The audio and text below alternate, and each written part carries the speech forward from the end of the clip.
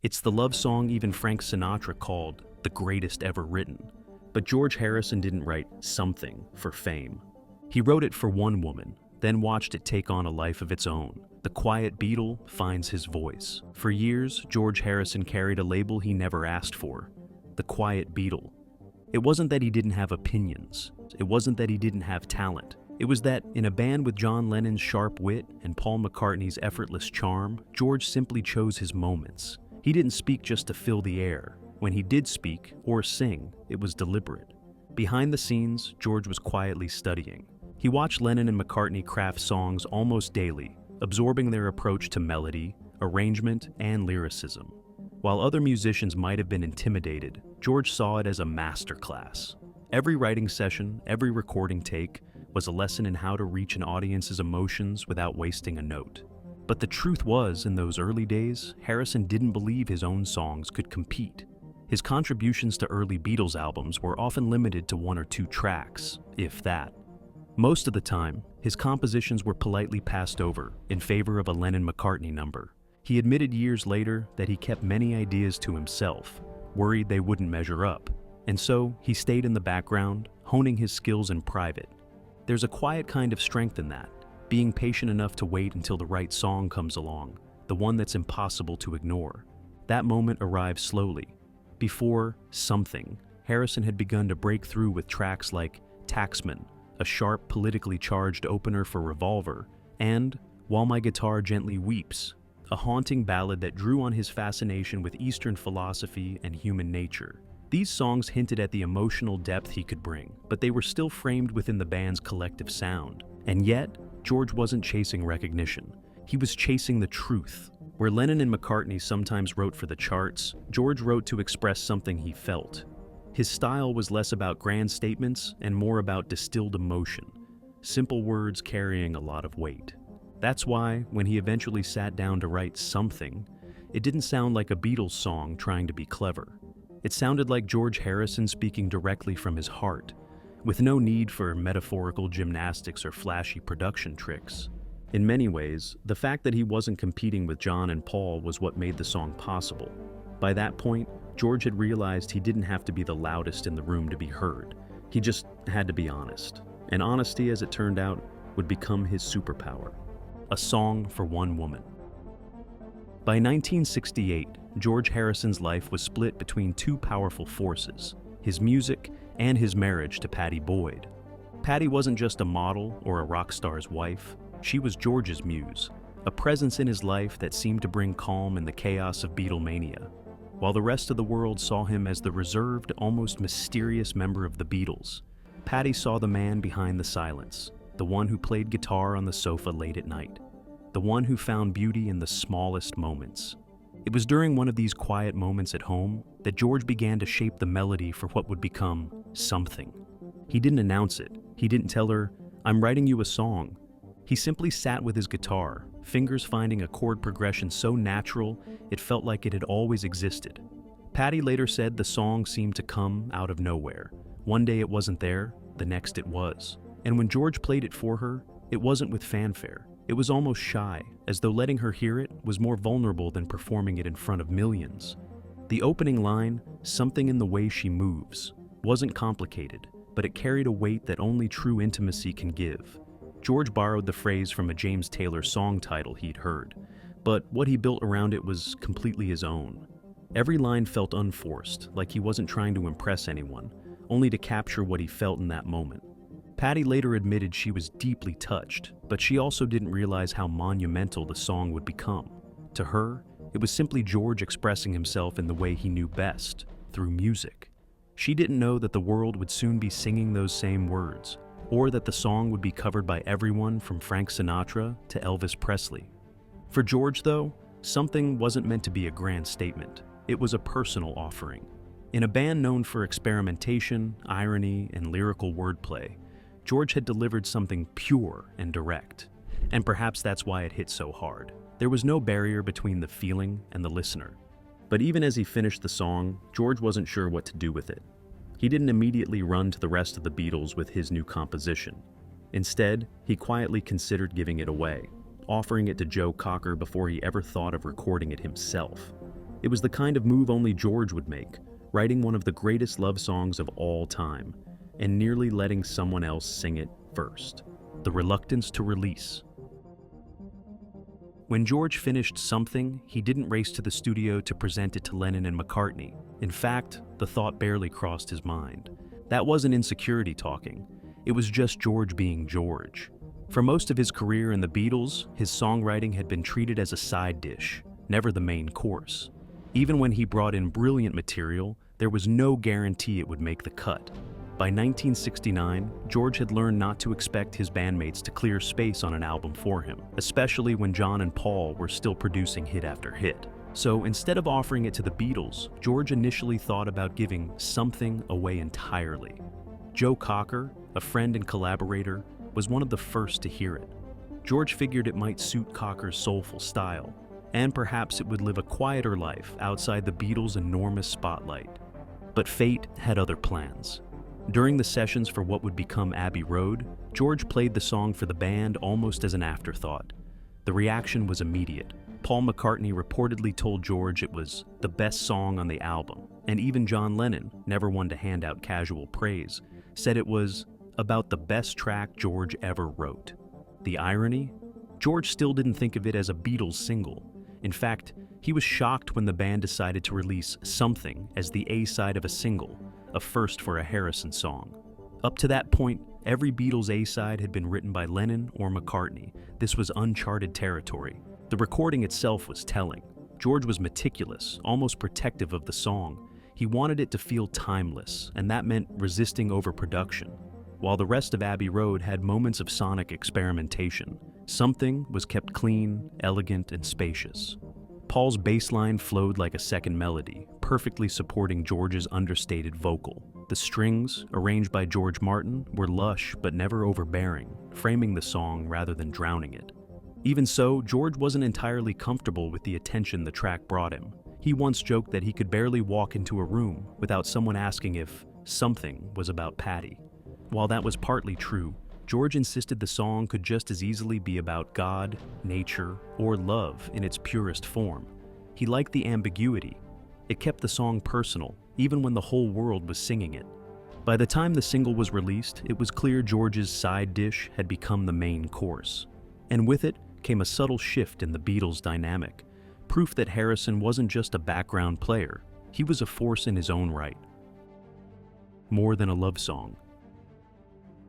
On the surface, Something sounds like the purest kind of romantic devotion, a man speaking directly to the woman he loves. But with George Harrison, things were rarely that simple. For most of his adult life, George had been on a spiritual journey. His deep interest in Indian philosophy, meditation, and Hinduism wasn't just a passing fad from the 60s, it was a way of life. He often spoke about how true love, in its highest form, wasn't about possession or desire. It was about connection to something bigger than yourself. So while Something was certainly inspired by Pattie Boyd, George often hinted that it could be heard as a devotional song to God or to a higher truth. The lyrics were open enough to carry the double meaning. Something in the way she moves attracts me like no other lover. If you replace she with divine presence or truth, the sentiment still held. That ambiguity wasn't accidental, it was part of the song's magic. This was a thread running through much of George's work. While Lennon was writing biting political commentary and McCartney was crafting perfect pop, George's best songs often straddled two worlds. They were intimate enough to feel personal, but universal enough to speak to anyone. It's why My Sweet Lord could top charts around the world. It felt like a love song, even if it was a prayer. Frank Sinatra, who famously called Something the greatest love song ever written, may not have been thinking about spirituality when he covered it, but that's the beauty of the track. It works either way. To a newlywed couple, it's a vow. To someone on a spiritual path, it's a hymn. And to George, it could be both at the same time. There's also a subtle confidence in the way George delivered it. His vocal isn't desperate or pleading. It's calm, assured. There's no attempt to oversell the emotion. That restraint actually makes the feeling more powerful, as though the depth of his love, romantic or spiritual, was so certain that it didn't need embellishment. It's this layering of meaning that's helped Something endure for over half a century. While other Beatles songs feel locked in the era they were created, Something lives outside of time. It's not tied to a specific trend, style, or cultural moment. It's just love in its most essential form. And yet, for all its universal appeal, the story behind it would soon turn bittersweet. A legacy beyond the Beatles. When Something was released as a single in October 1969, it didn't just do well, it made history. It became the first George Harrison song to be issued as an A-side by the Beatles, and it soared to #1 on the US Billboard Hot 100. Across the world, from Australia to Canada, the song topped charts and stayed there for weeks. For George, the success was both validating and surreal. He'd spent years contributing only 1 or 2 tracks to each Beatles album, always overshadowed by Lennon and McCartney's songwriting dominance. Now, the song the band had once overlooked had become a global sensation.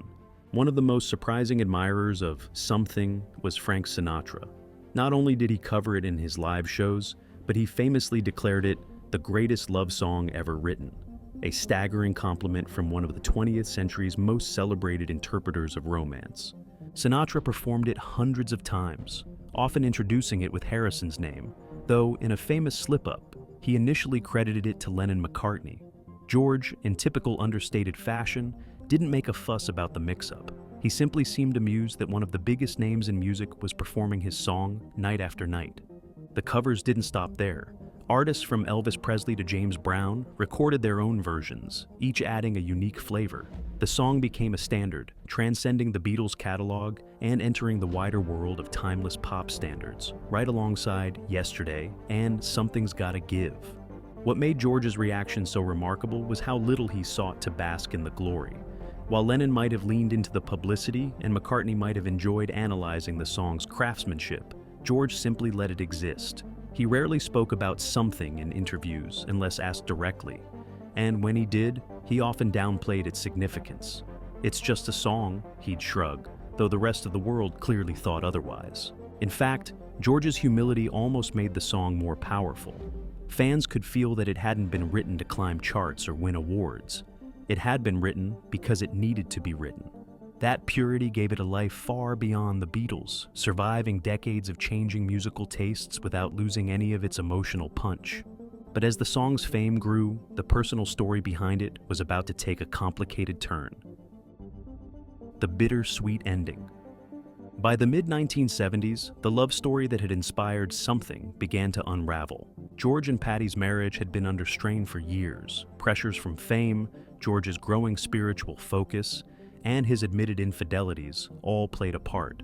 Patty later revealed that while they shared deep affection, they were also growing apart, living increasingly separate lives, even while under the same roof. The real turning point came with Eric Clapton, George's close friend and musical ally. Clapton had fallen hopelessly in love with Patty, a story famously immortalized in Layla. For most people, this would have been a point of no return, a betrayal impossible to forgive. But George was not most people.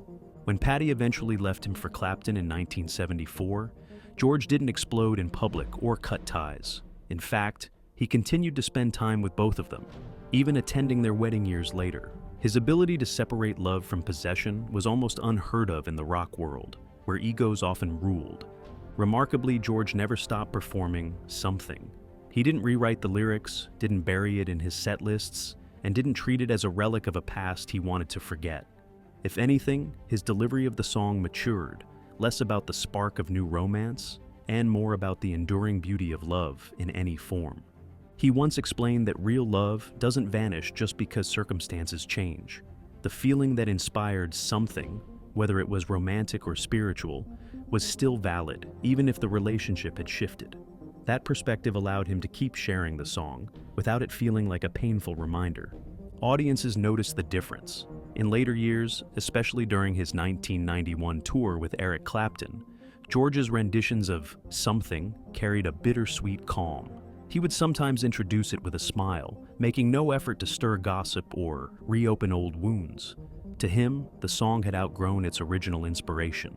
It belonged to the world now. It's this grace that made George unique among rock icons. Most artists, when tied to a personal ballad from a former relationship, either stop playing it or use it as a stage for catharsis. George used it as a reminder that love, in its truest form, is never wasted. Even if it changes shape, the beauty remains. And that grace would carry through to the song's final, most emotional chapter, when George was no longer there to sing it himself. The lasting dedication. When George Harrison passed away in November 2001, the music world mourned not just a Beatle, but a voice that had always stood apart, gentle, thoughtful, and uncompromisingly sincere.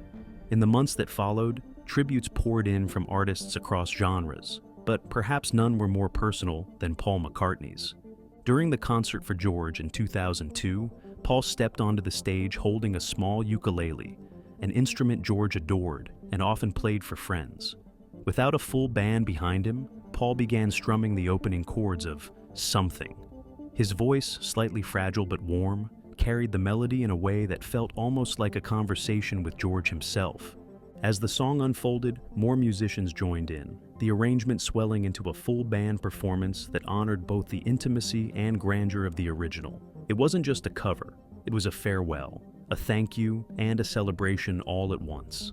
For those in the audience, it was impossible not to feel the weight of history in that moment.